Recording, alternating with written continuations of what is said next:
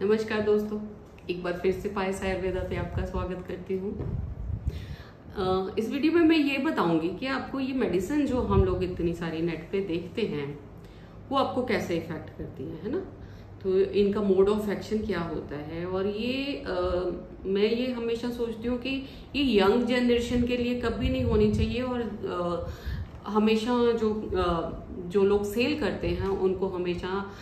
Demotivate करना चाहिए young generation को कि वो ये मेडिसिन ले लें, क्योंकि अगर वो इनिशियली ये मेडिसिन लेनी शुरू करेंगे तो वो बहुत जल्दी उनका जो नर्वस सिस्टम है वो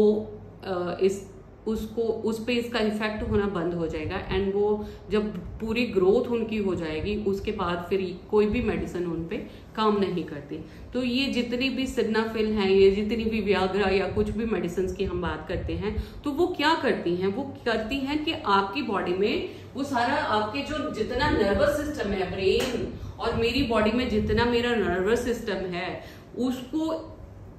उसको इंस्टिगेट करती हैं या उसको नर्वस सिस्टम को टोन अप कर देती हैं एकदम से। और साथ में मेरी बॉडी में, पूरी बॉडी में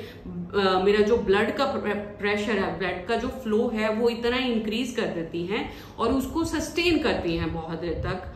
जिससे हमें वो रिजल्ट मिलते हैं। बट होता क्या है कि आप ये देखेंगे कि अगर हम लोग बार बार ये सारी चीजें लेते हैं तो जैसे ये इलास्टिसिटी है, मेरी नर्व्स हैं वो एक बार तो ऐसे फैल गई हैं, ठीक है, उसके बाद उस मेडिसिन का इफेक्ट होता है तो वो अपनी पूरी प्रॉपर स्टेज पे दोबारा से आती हैं। तो हम इस पे जितना वो मेडिसिन का इफेक्ट करेंगे उतनी जल्दी, आप देखेंगे 2 या 3 बार स्ट्रेच करने से ही ये रबड़ इतनी लूज हो जाती है। तो हमारी जो बॉडी का सिस्टम है वो भी यही सेम सिस्टम है। हमारी में जो नसें हैं, हमारी नर्व्स हैं, उनमें भी ऐसे ही रबड़ की शीट होती है जो उसको कफ एलिमेंट जिसको हम बोलते हैं, वो कफ एलिमेंट वो उनको इंक्रीज करने में हेल्प करता है। और जैसे ही उनका इफेक्ट खत्म होता है तो वो फिर से अपनी दोबारा स्थिति में दोबारा से वापस आ जाती है। पर जब कॉन्टिन्यूसली हम लोग ये यूज करते हैं तो ये रबड़ जो है, इसकी जो इलास्टिसिटी है खत्म हो जाती है, इन पे दोबारा उन मेडिसिन का इफेक्ट नहीं होता। तो क्या होता है कि आप लोगों की पोटेंसी मेडिसिन की बढ़ती जाती है।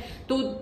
एक टैबलेट से अगर असर था तो 2 से होगा, 2 से था तो 3 से होगा, बट ये इतना ब्लड प्रेशर हाई कर देती हैं। तो जो हम लोग सोचते हैं, कई बार हम लोग न्यूज में भी सुना है कि ब्लड प्रेशर हाई हुआ, हार्ट अटैक हो गया और डेथ हो गई इंसान की, क्योंकि वो इतना रश कर देते हैं एकदम से आपके सारे ऑर्गन्स में ब्लड का, कि वो बॉडी को, अगर आपको पहले से कुछ दिक्कत है तो बॉडी को उसको बियर करना बहुत मुश्किल हो जाता है और हमें कोई भी उसके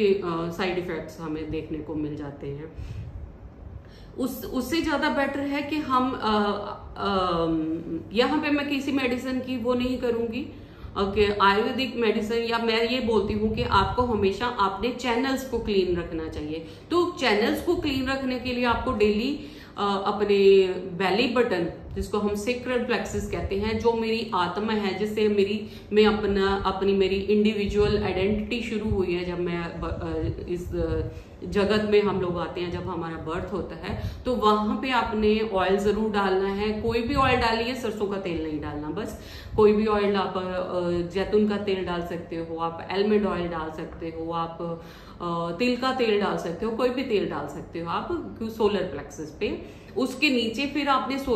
उसके नीचे हमारा सेक्रल प्लेक्सिस आ जाता है, तो सेक्रल प्लेक्सिस पे भी आप, सेक्रल चक्रा पे भी आपने ऑयल लगाना है, और तीसरा रूट चक्रा पे भी आपने लगाना। अगर आप ये करते रहते हो और आपको पता है कि आपके बाकी सारा सिस्टम ठीक ठाक चलता है, तो ये सारी चीजें आपको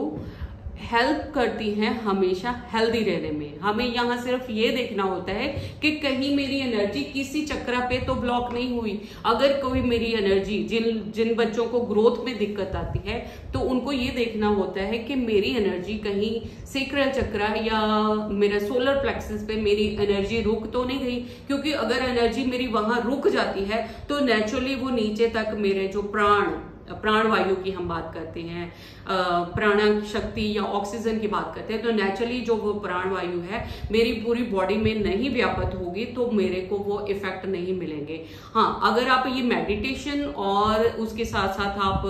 ये जो ऑयल एप्लीकेशन मैंने बताई है, ये आप करते रहते हैं, तो धीरे धीरे आपके अगर ब्लॉक भी है, वहां पे आपका सेक्रल प्लेक्सस ब्लॉक भी है, तब भी आपका वो धीरे धीरे ओपन होके आपकी एनर्जी नीचे आपके सारे ऑर्गन्स ऑर्गन्स, जो रिप्रोडक्टिव सिस्टम है, जो रिप्रोडक्टिव ऑर्गन्स है, उनमें जानी शुरू हो जाती है और आपकी जो ग्रोथ है वो प्रॉपर होनी शुरू हो जाती है। तो उसके साथ साथ हम ये जो प्राणवायु है ये मेरे ब्रेन को भी हेल्प करती है। तो हमें दो चीजों पे हमेशा ध्यान देना है, सेक्रल प्लेक्सस और अपना क्राउन चक्रा।